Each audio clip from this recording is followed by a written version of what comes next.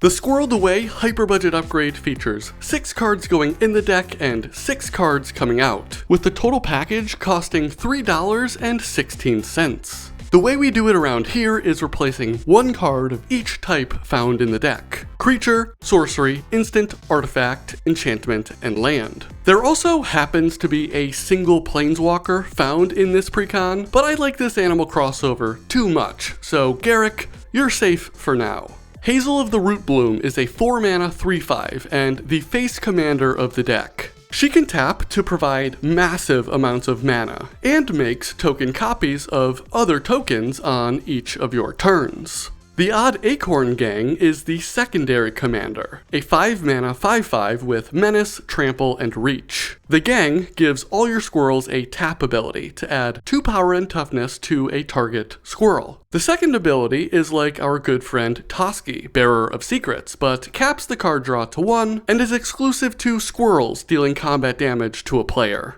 But speaking of Pesky, he is also in the deck as one of the better reprints. The Squirrel General himself, Chatterfang, also makes an appearance, as does Beladros Witherbloom. Saw in Half may be the star reprint though, with its first non-Unfinity printing. Skullclamp and Maskwood Nexus are the artifact reprints you should know about, with Second Harvest, Beastmaster Ascension, and Twilight Mire rounding out the other cards you can look forward to seeing in the precon. Going back to the commanders, I chose to have the Odd Acorn Gang be the leader of this band of squirrels. The ultimate goal of the deck will be to combine a flood of squirrel creature tokens with other, bulkier squirrel options that can be targeted with the Acorn Gang's ability to give them game-winning power. With options to increase the power of all your squirrels, you can take home a victory going wide. And when it comes down to it, the commander itself has game-winning potential, if you layer on enough love from your other squirrels. Thornvault Forager is the creature edition because it does everything the deck wants. It taps for a green mana.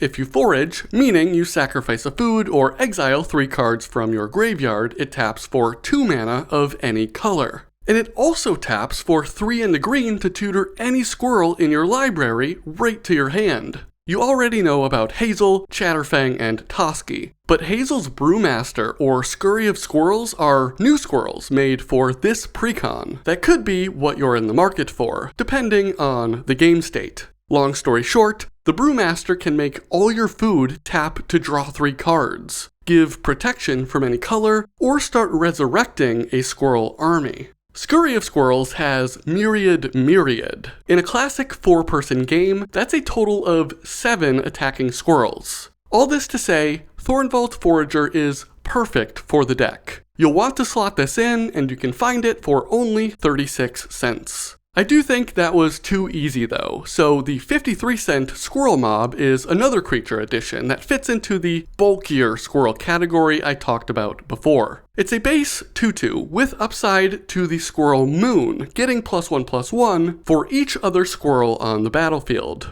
The $1.12 Camellia the Seed Miser is another quality squirrel for the deck. Putting aside infinite combos she can be a part of, check out my last video for more on that, she gives all other squirrels you control Menace. You'll find yourself swinging a lot with this deck, and that keyword creates some real headaches for your opponents declaring blockers. Also, she makes a squirrel whenever you sacrifice 1 or more food, and can forage for 2 mana to put a counter on your whole squirrel army.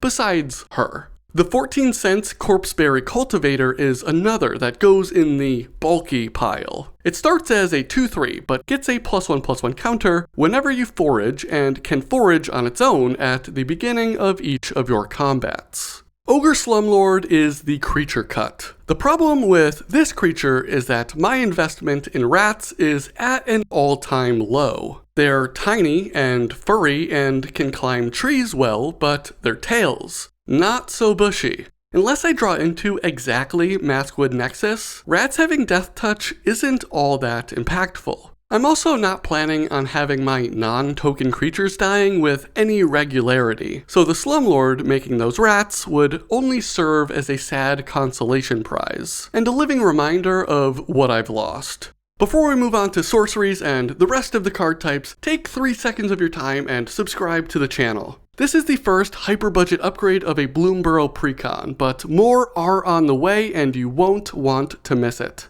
Chatter of the Squirrel will get your game off to the start you deserve, and is the Sorcery Edition. For a single green mana, you create a single 1/1 Squirrel creature token. Later on in the game, if you have 1 and a green available, you can flash back the sorcery for yet another Squirrel. Bare minimum, it's 2 bodies of the relevant creature type for 3 mana, but the upside is much higher with all the Squirrel synergies going on. This sorcery is 34 cents. The 10-cent Wear Down is a new sorcery out of Bloomburrow. It's not all that good in the limited format, but I think it will be a quality budget disenchant effect moving forward in green decks. It would definitely help shore up this kind of interaction in Squirreled away. It's 2 mana to destroy an artifact or enchantment, but if you gift an opponent a card, you get to destroy 2 artifacts or enchantments. Giving an opponent a drawn card does make me feel a little uncomfortable, but honestly, that's gonna be a trade I'll be happy to make in plenty of cases. Before moving on, good old-fashioned overrun effects like the 8 cents Overwhelming Encounter can close out the game when you get wide enough. This gives Trample and Vigilance, with the possibility of having the stat buffs last, just in case you didn't close the game all the way out. Casualties of War is the sorcery cut.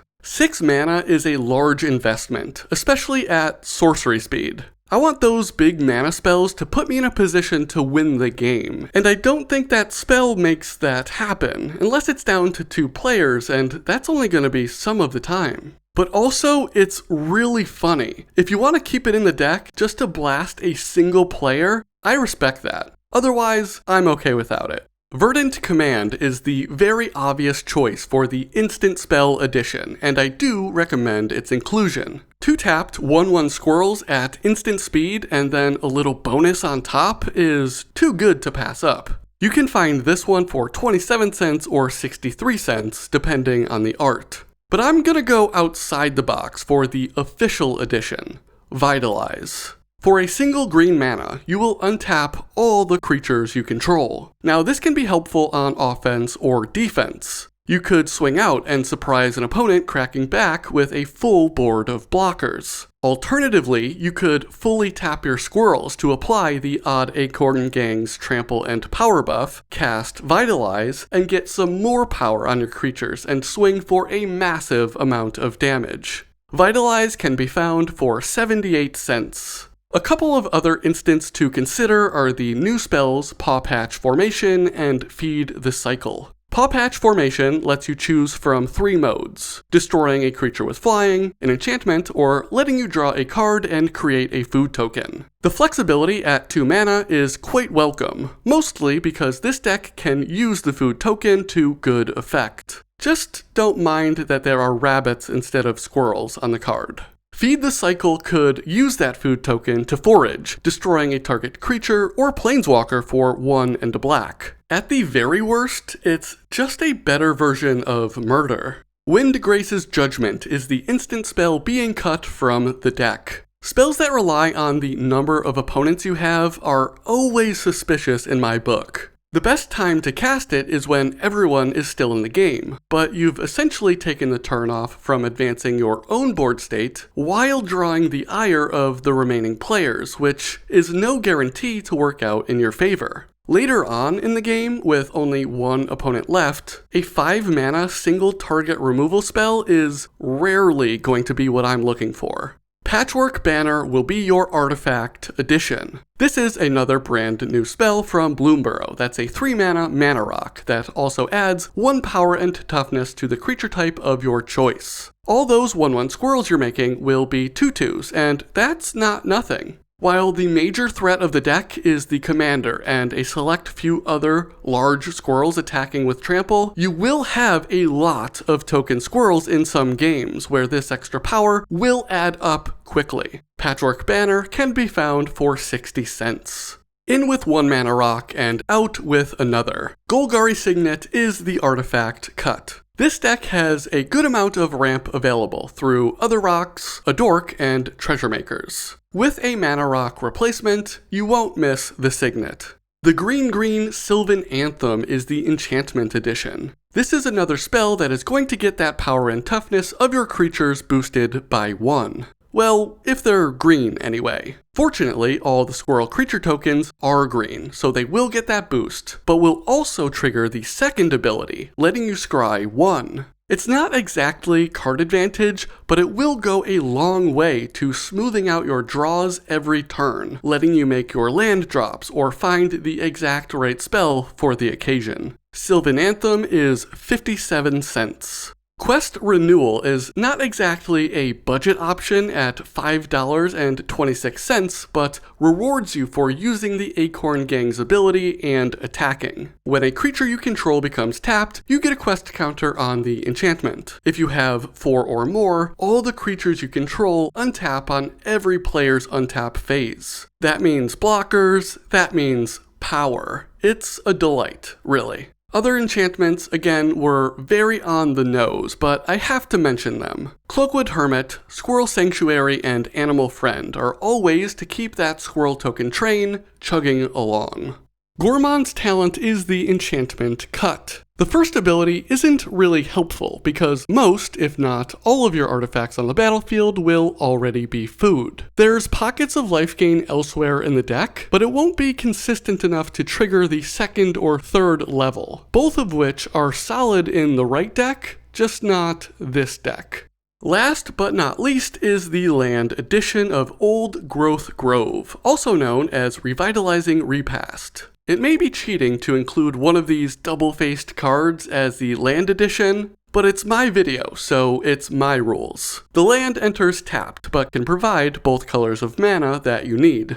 The other side is an instant spell that applies a +1/+1 counter to a target creature and makes it indestructible until the end of the turn. This is a desperately needed effect because the protection options in the deck are severely limited. And by that, I mean it is only Swarmyard. Making the jump from 1 protection piece to 2 is a high value add, and there is certainly room for more.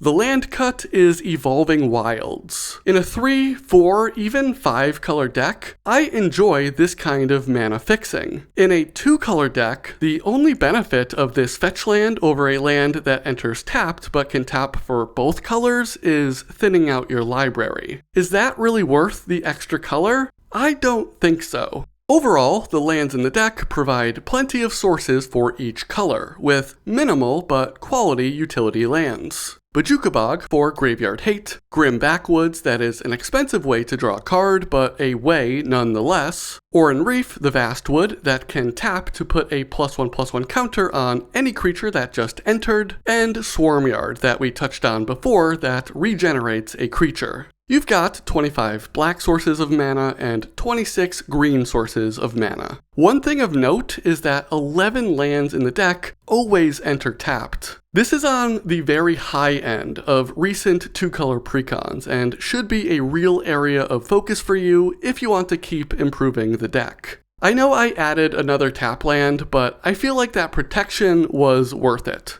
Honestly, with card draw in the command zone, swapping the cycling lands, Barren Moor and Tranquil Thicket for basic lands is fine by me. Bridgeworks Battle is a nice sorcery removal spell with a green source that can enter untapped. Swap this one in for Terramorphic Expanse and we're already down to 8 lands that always enter tapped. Golgari Rot Farm is also already in the deck, and as long as you plan on keeping it, packing these modal lands will get even better.